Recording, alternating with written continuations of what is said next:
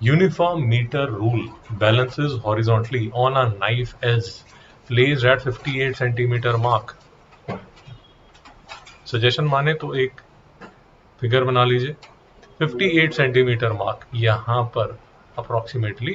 तो ये जो डिस्टेंस है ये 58 सेंटीमीटर है और ये 42 सेंटीमीटर है। कोई दुख क्लेश वेदना। When a weight of 20 GF gram force is suspended from one and मतलब यहां पर आपने ऐसे एक 50 GF का 20 GF का आपने लगा दिया। अब वो जब आपको बोल रहा है फ्रॉम वन एंड मतलब यहां पर है, नहीं समझ में आया? एक चीज जी बताइए। 100 सेंटीमीटर हमेशा स्केल पे मानना है ना बेटा, बहुत अच्छा क्वेश्चन पूछा आपने। अगर यूनिफॉर्म मीटर रूल है तब तो 100 सेंटीमीटर मानना है, बट कई बार ये दुष्ट क्या करते हैं, बीच में बोल देते हैं यूनिफॉर्म हाफ मीटर रूल, तो 50 सेंटीमीटर। नहीं समझ में आया? पक्का? Okay.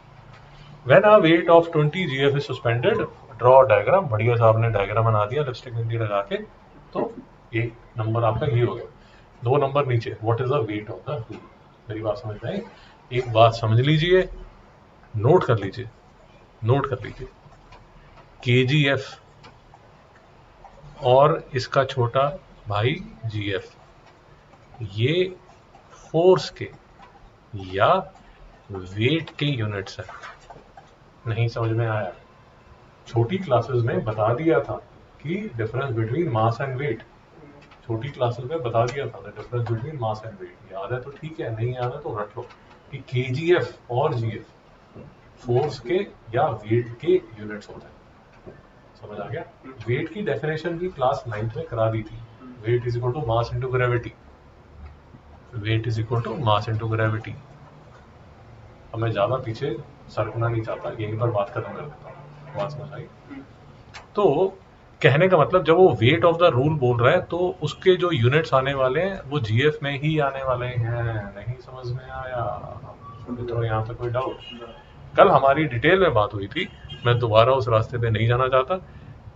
Left side of the scale का यहाँ पर एक सेंटर ऑफ ग्रेविटी है जो इसको ये मूवमेंट देने की कोशिश कर रहा है। ये साइड ऑफ द स्केल का यहाँ 21 सेंटीमीटर में सेंटर ऑफ ग्रेविटी है जो इसको ये इस साइड पुश करने की कोशिश कर रहा है। तो लेफ्ट साइड में जो इस साइड पुश हो रहा है, राइट साइड में एक ये पुश कर रहा है और एक ये पुश कर रहा है। नहीं समझ में आ रहा?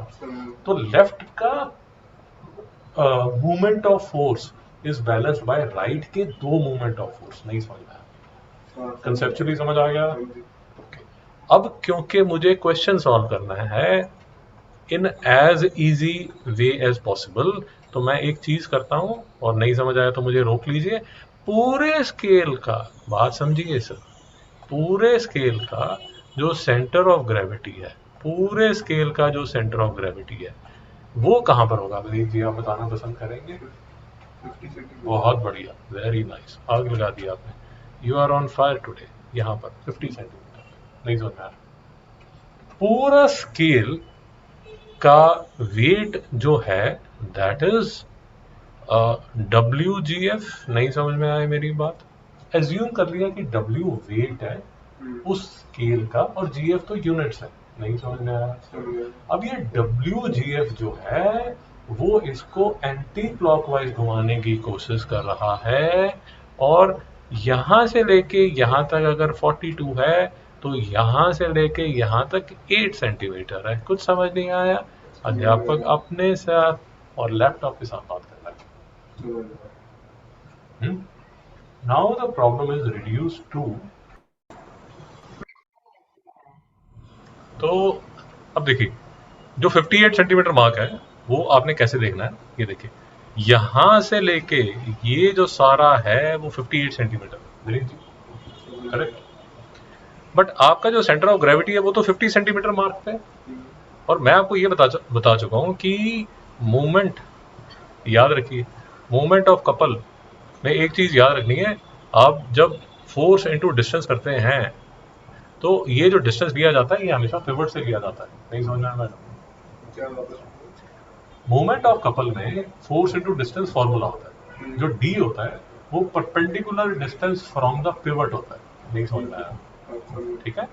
तो अब ये वाली जो वेट है, ये वाला जो वेट आपने नीचे, ये जो वेट है, पहले तो ये समझिए, ये जो वेट है ये टोटल स्केल का वेट है, नहीं समझ आया, जो कि लग रहा है centre of gravity of the scale पे, जो कि 50 सेंटीमीटर मार्क पे है।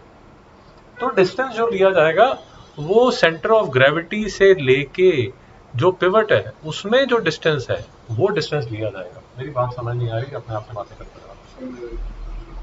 इन दोनों का प्रोडक्ट जो है, मतलब ये W इंटू 8 का जो प्रोडक्ट है that will be equal to ये जो हो रहा है, ये हो रहा है किस डायरेक्शन में, anti clockwise direction. This is being balanced by this which is equal to 20 GF into 42। कुछ समझ में नहीं आ रहा, मित्रों समझ नहीं आ रहा।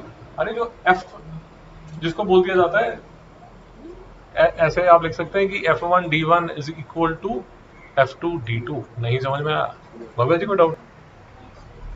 अगर थोड़ा सा आपने घर पे जाके अध्ययन किया होगा या कल अध्ययन करोगे तो ये बेसिकली जो verification of principle of movements है ना, वो यही है, sum of anti clockwise movements is equal to sum of the clockwise movements. नहीं समझ आया, ये उसी का एप्लीकेशन है। मित्रों को समझ आ रहा है मेरी बात? कल जब पढ़ोगे आप तो आपको समझ आएगा कि मैं क्या बोलने की कोशिश कर रहा हूँ।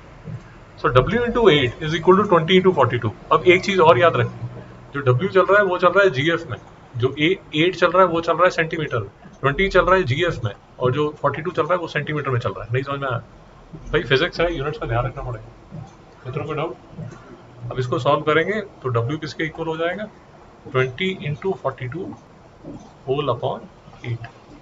नहीं समझ में आया? फटाफट काट लीजिए, 4 2 4 5 221 105 GF। नहीं समझ में आया, जो कि इस आंसर के इक्वल है। मित्रों को डाउट? कैलकुलेट करना पक्का?